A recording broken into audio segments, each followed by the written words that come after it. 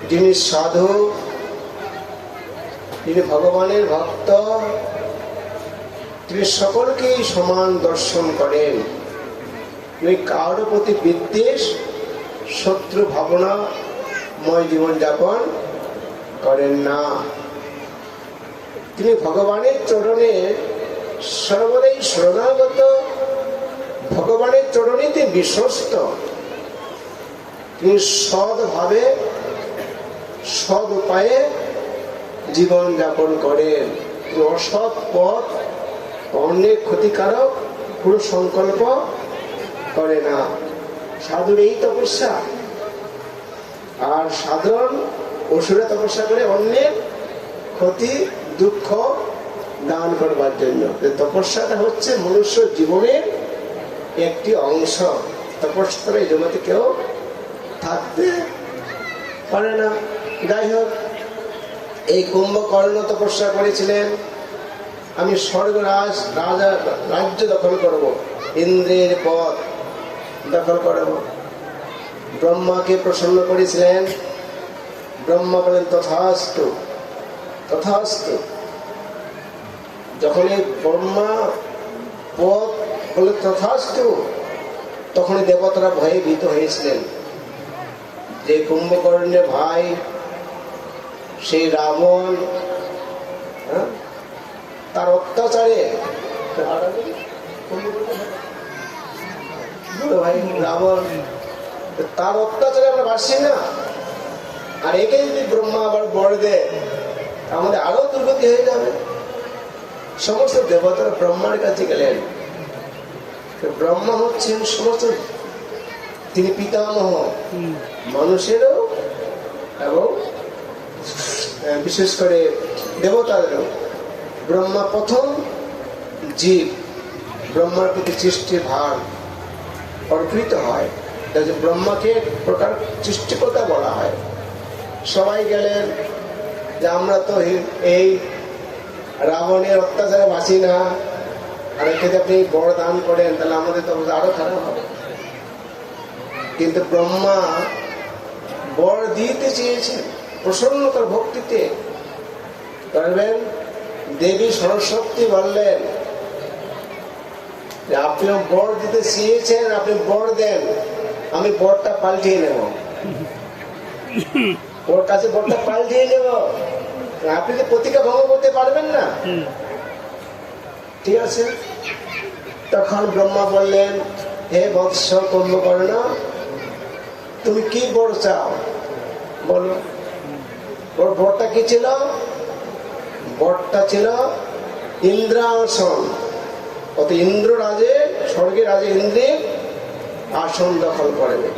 সরস্বতী জিহ্বায় ভর করল, বলল আমি নিদ্রাসন চাই। কি নিদ্রাসন? মানে জিহ্বায় ভর করে পাল্টিয়ে দিল। যার জন্য কুম্ভকর্ণ 6 মাস নিদ্রা যায় আর 6 মাস জাগ্রত থাকে। বোঝা গেল?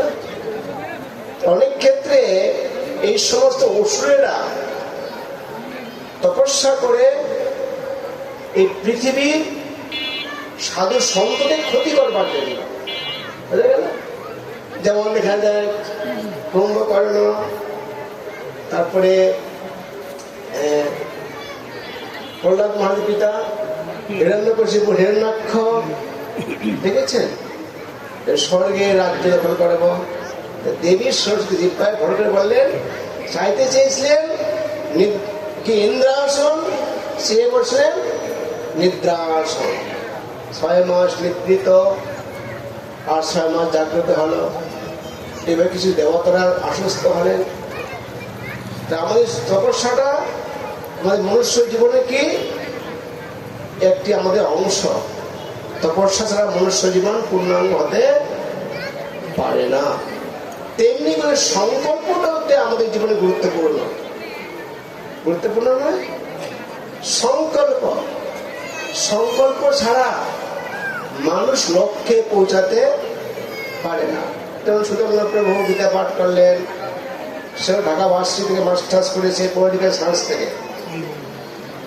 আজ থেকে 12 বছর পূর্বে গড়িয়াতের অবস্থান 12 বছর। 5 তো রাজনীতি করতেন, পলিটিক্যাল সায়েন্সের ছাত্র, ভালো ছাত্র, করেনি, ছোটবেলা সংকল্প ছিল। এই পৃথিবীতে যার সংকল্প নেই তার জীবনে সঠিকভাবে কি গন্তব্যে পৌঁছতে পারবে না। সংকল্প মানুষের দরকার। পশুরাও সংকল্প করে, ভক্তরাও সংকল্প করে। ভক্তের সংকল্প ভগবান এবং ভক্তের সেবা করার জন্য, অসুরের সংকল্প জগৎটা ক্ষতি করবার জন্য। আর রাবণের কি সংকল্প ছিল? রাবণের সংকল্প ছিল আমি সীতাকে হরণ করব, তাই না? কি সংকল্প ছিল? আমি সীতাকে হরণ করব। এর জন্য যা করার দরকার তাই করেছিল। মন্দোদরী তার সহধর্মিনী, সে বাধা দিয়েছিল। তার গর্ভধারিণী মাতা বাধা দিয়েছিল যে তুমি এই কাজটি করো না। এবং তার ভাই বিভীষণ বাধা দিয়েছিল, হে দশানন, হে লঙ্কেশ্বর, এই কাজটি করে না। কেন? ত্রেতা যুগে শ্রীরামচন্দ্র স্বয়ং ভগবান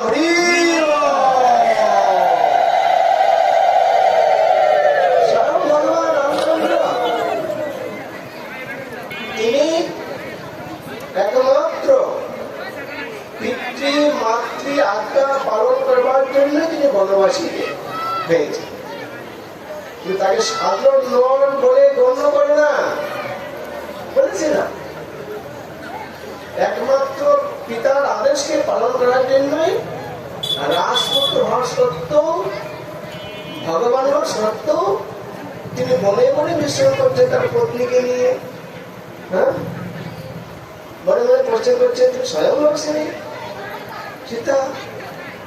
কিন্তু রাবণের সংকল্পটা কি? সীতাকে হরণ করবে। কি করলেন? যখন রাবণকে সুবুদ্ধি দান করলেন বিভীষণ, তখনই বিভীষণকে রাজ্য থেকে বিতাড়িত করলেন। মাতার কাছে গেলেন, মা বললেন দেখো দশানন শুনবে না, তুমি এখন গা ঢাকা দাও।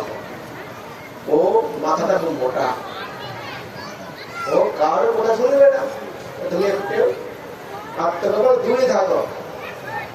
গেলেন, বিভীষণ একা হলেন।